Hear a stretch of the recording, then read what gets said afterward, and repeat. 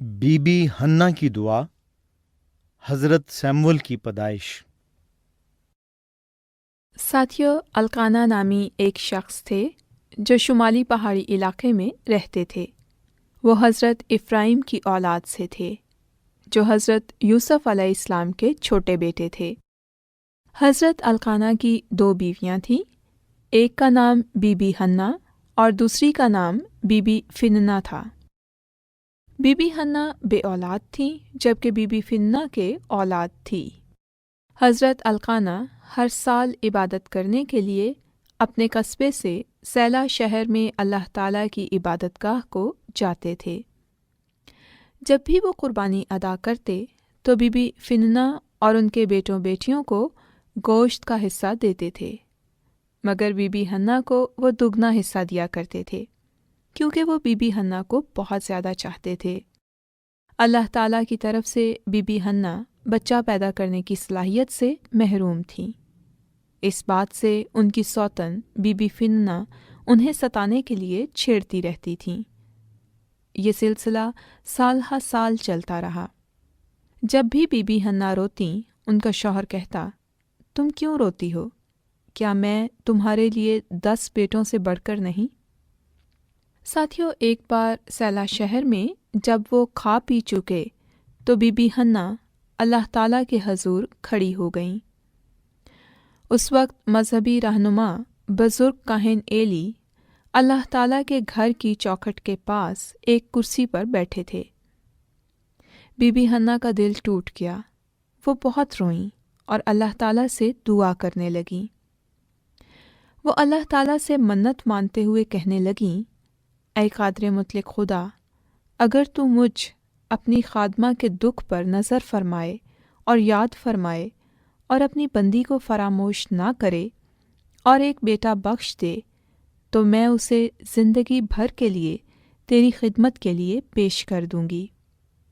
ساتھیو، جب وہ اللہ تعالیٰ کے حضور دعا کر رہی تھیں تو بزرگ ایلی کاہن بڑے غور سے ان کے چہرے کی طرف دیکھ رہے تھے۔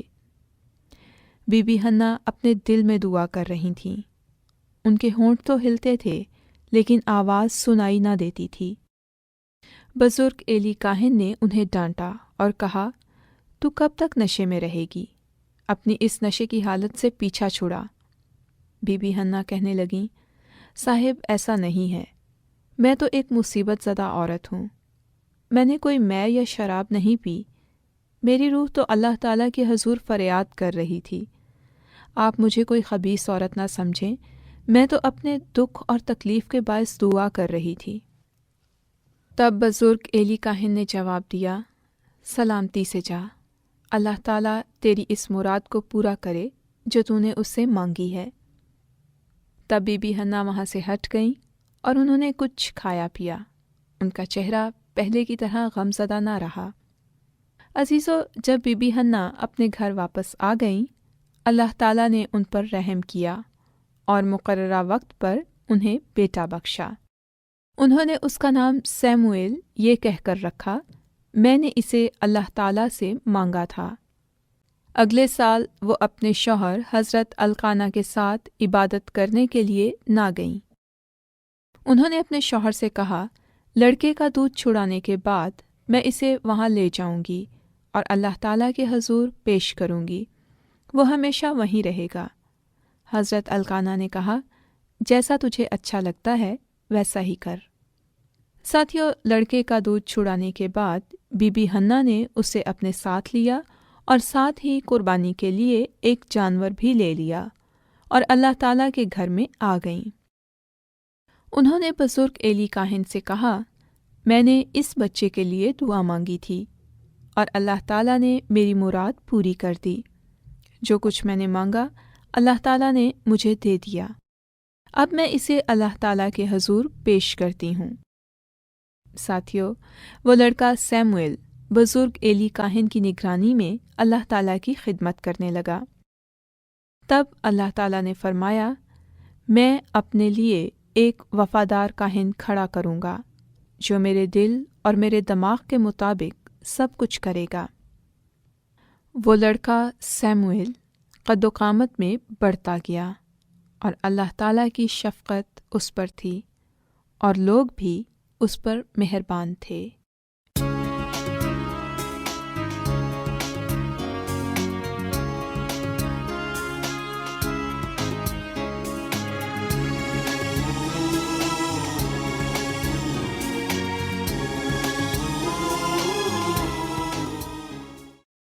ساتھیو، ہم یہ کس طرح جان سکتے ہیں کہ بی بی حنا اللہ تعالیٰ پر ایمان رکھتی تھیں؟ اللہ تعالیٰ نے بی بی حنا کے لیے کیا کیا؟ کیا بی بی حنا نے اپنا وعدہ پورا کیا؟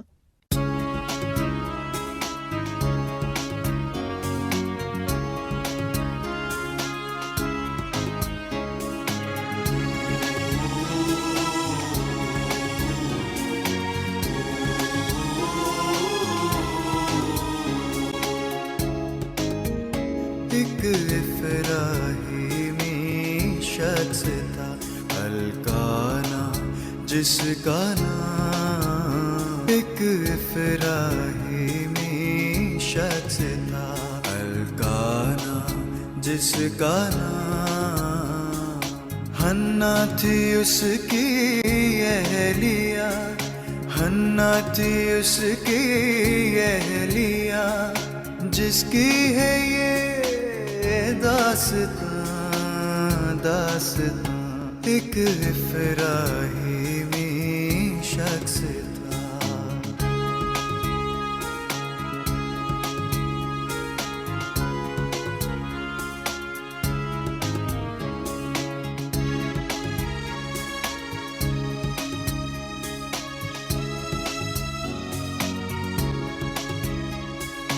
وہ غم زدہ پکار کے کرتی تھی یہ دعا، میں بانجھ بے اولاد ہوں، سن لے میری خدا، اپنے کرم سے کر میری، اپنے کرم سے کر میری، مالک کے مشکل آسان۔ ایک افراحیمی شخص تھا الکانا جس کا نام، ایک افراحیمی شخص تھا الکانا جس کا نام، حنا تھی اس کی اہلیہ، حنا تھی اس کی اہلیہ، جس کی ہے یہ داستان، داستان ایک افراحیمی شخص